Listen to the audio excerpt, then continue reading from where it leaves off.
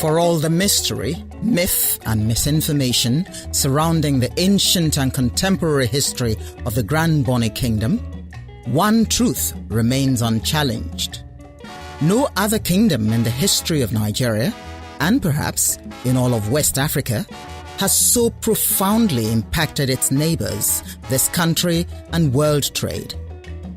It is the progenitor of Opobo. It is the harbinger of Christianity to the people of the Lower Niger. It was the central focus of the Nigerian Civil War. An army cantonment, Bonny Camp, was named in its honor. It is home to 3 Nigerian cash cows: the SPDC, ExxonMobil, and Nigeria LNG Limited, and the only place in the country where more than 4% of the country's GDP is baked. Over 70% of cooking gas is produced, and 8% of the world's LNG is shipped, more than 1 shipload every day. It has been a major trading post and gateway to international trade since the 15th century, when the Portuguese and Asians arrived at its shores. Since then, it has handled trade booms in slaves, ivory, palm oil, crude oil, and gas. Nigeria's sweet crude is called Bonny Light. But these, important as they are to Nigeria and world history, do not define the ancient Grand Bonny Kingdom. The truth is that Bonny Kingdom, to those who call it home, is indescribable. Strangers often marvel that this island of just 215 square kilometers of greenery and mangrove has such an outsized appeal. Oh yes, it does not look hip on photos, it does not look hip on films, and it does not look hip in video. But Nigeria's best-kept secret is best experienced in person. And even if you think you know Bonny, its Etibors, its areas, its Watam, and its dons, its chieftaincy houses, its rich culture, its bilingual tongue, this kingdom always has something new and exciting in store. In 1998, guided by its wise king, Bonny opened a new chapter on company and community relationship when it signed an MOU with NLNG, SPDC, and ExxonMobil, which enabled it to acquire not only basic infrastructure but peace and stability during the turmoil and youth restiveness in the Niger Delta.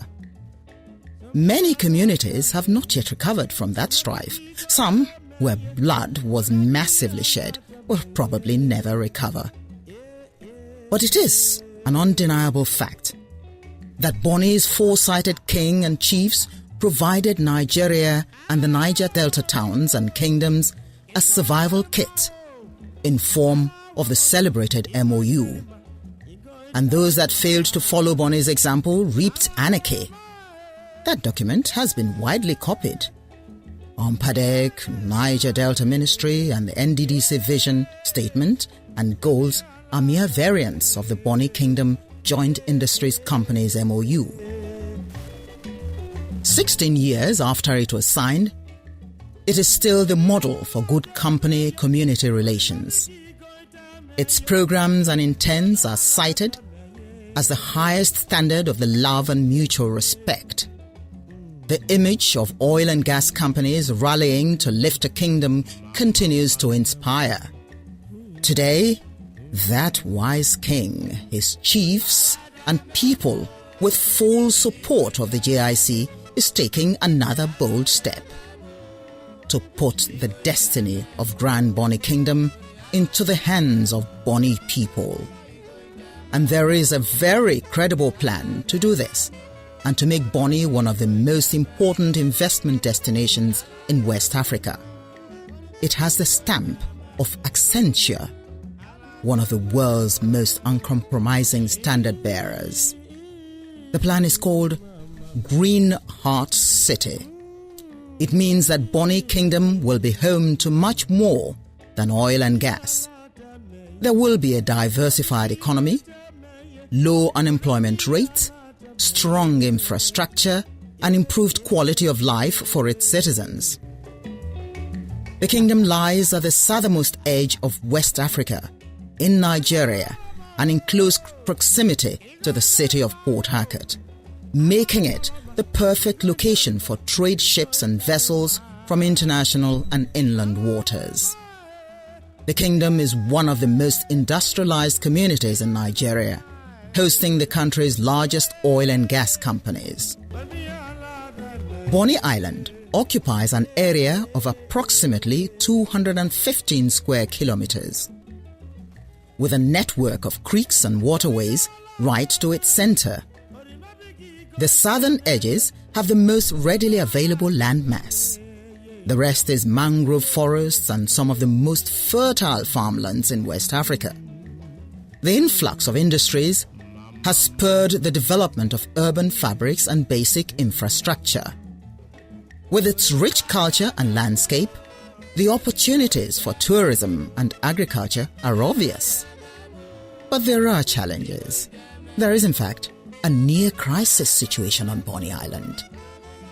It's a crisis in many ways built on Bonny's advantage and success. Bonny is a safer, more welcoming city than all its neighbors in the Niger Delta. The only comparable city is Lagos, Nigeria's open-arm commercial capital. People from all over Nigeria come to work or start a business in Bonny, and that success story has put pressure on its housing and its hard-won social amenities. Coupled with ever-rising economic inequality, it has created a painful reality where more and more Bonny people are spending more and more on food, housing, and entire neighborhoods are threatened by poverty, slums, and growing cultism. Peace, justice, and an uncompromising work ethic are part of the bedrock of what makes Bonny work. Historically, it's what underpinned its economic success. Bonny people have resolved to break the mono-economy imposed on the kingdom since 1958 with the coming of oil and gas business. Bonny people have resolved to diversify their economy beyond oil and gas into agriculture, light, manufacturing, international trade and all. But most importantly, by its action, Bonny people are sending a strong message to the rest of the country that any people that prize their opportunities over and above their principles, hard work, merit, fairness, will end up as footnotes of history. Bonny people want to live in a peaceful environment and to have a vibrant and sufficiently diverse economy. These are critical to providing financial stability for working families, helping them get ahead and build a better life. Bonny and the Joint Industries Committee have made a forward-looking plan that will marshal people and resources from every corner of this kingdom behind a singular purpose: to make Bonny Kingdom once more a place where honest and hard-working people can live and thrive. Imagine Bonny Kingdom in the year 2040. With its exponential population projection, the kingdom must address its challenges while harnessing its opportunities. To achieve this, the strategic focus will be on 12 priorities under 4 developmental pillars: human capital development, economic expansion and diversification, infrastructure development, and environmental sustainability. Starting with affordable social amenities such as schools, healthcare, and infrastructure, we accelerate Bonny Island into a vibrant urban centre. With the completion of the Bonny Ring Road, the centre of Bonny Island will be preserved as a green heart and nature conservation area. This area will provide a flood buffer for the city through quick restoration, while providing direct access to the compact city core through waterways. Surrounded by vibrant urban centres, Bonny will embody the beauty of urban life with efficient residential and commercial spaces. With a state-of-the-art seaport, Bonny's industry will have the capacity to branch out to other forms of trade. The southern edge of the outer core will be divided into agricultural areas with recreational zones acting as a protective build from the Atlantic Ocean. The Bonny vision aims to expand the new Finima Town area into an iconic waterfront city, a beacon that will attract international maritime tourism. By combining the existing rich environment of land and water with new urban centres, Bonny Kingdom will be transformed into a contemporary and visioned state by the year 2040. With a new green heart, be a part of Bonny Kingdom's master plan vision. Together, let's make this vision a reality.